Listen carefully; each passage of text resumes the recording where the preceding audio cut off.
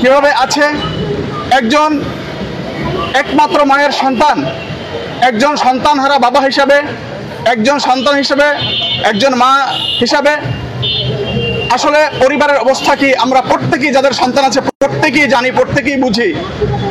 কিন্তু বুঝো আজকের মা বারবার একমাত্র সন্তানকে কাছে না পেয়ে সে সেন্সলেস হয়ে যাচ্ছে, তার স্ত্রী সেন্সলেস হয়ে যাচ্ছে, বাবা সেন্সলেস হয়ে যাচ্ছে।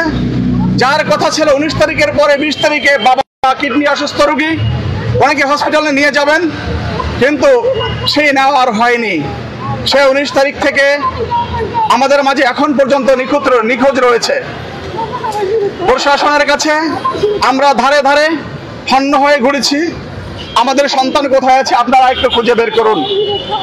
আমরা যাকে যেভাবে পেয়েছি সবার কাছে আবেদন করেছি, আমরা মিডিয়ায় দিয়েছি, আমরা অনলাইন মিডিয়ায় দিয়েছি, আমরা ফেসবুকে দিয়েছি আমাদের সন্তানকে ফিরিয়ে পাওয়ার জন্য।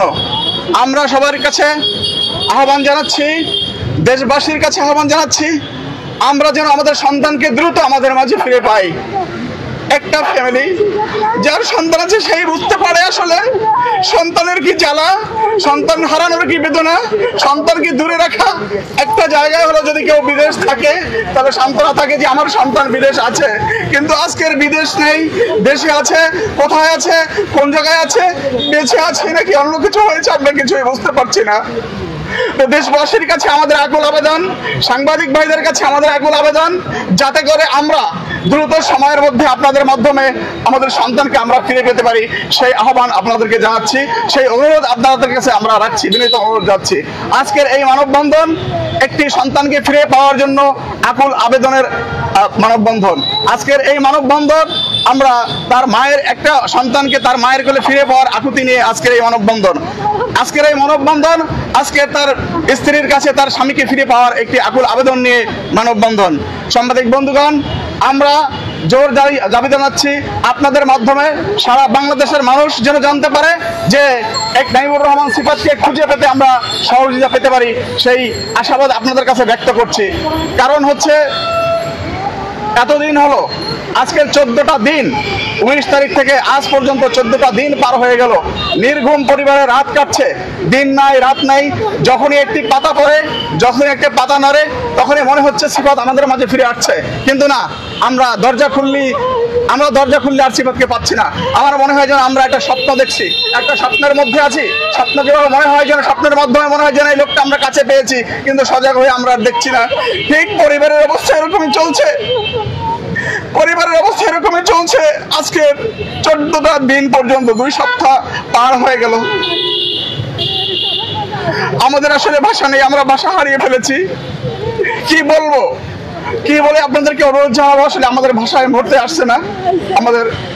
যাই হোক, সর্বোপরি আপনাদের কাছে আবারও আবেদন জানাচ্ছি, পরিবারের মাঝে আমাদের নাইমুর রহমান সিফাত একমাত্র সন্তান মায়ের, এই মায়ের কোলে সে ফিরে আসবে, খুব দ্রুত সময়ের মধ্যে ফিরে আসবে, সুস্থ অবস্থায় ফিরে আসবে, এই আশাবাদ ব্যক্ত করে আমি আবারও আহ্বান জানিয়ে শেষ করছি। আসসালামু আলাইকুম ওয়া রাহমাতুল্লাহ।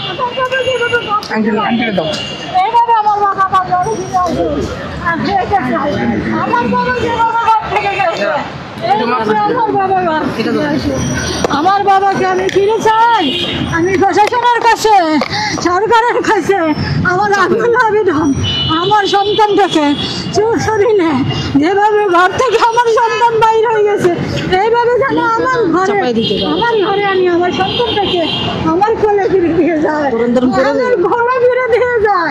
আমি সবার কাছে আমার সাথে অনুরোধ, আমার আত্মনাথকে তোমরা সবাই কেউ দেখো না, আমার বুক পরিচয় থেকে আমার গলিতে ফিরে যায়, আমার সন্তান যতদিন পর্যন্ত আমার কাছে নাই, আমি একটা মহান ডাকি সবার কাছে পৌঁছে দাও।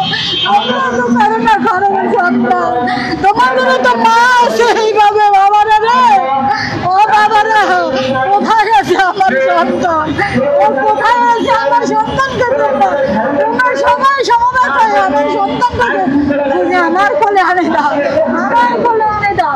সরকারের কাছে আমার আকুল আবেদন, সরকারের কাছে আমার আকুল আবেদন, সরকার যেন সুষ্ঠুভাবে পরীক্ষা আমার বাবাকে আমার কাছে খুঁজে আমার বাবা যেখানে আছে সেখান থেকে যেন চৌশরীরে আমার বাবাকে আমার কাছে ফিরিয়ে আনি দেয়।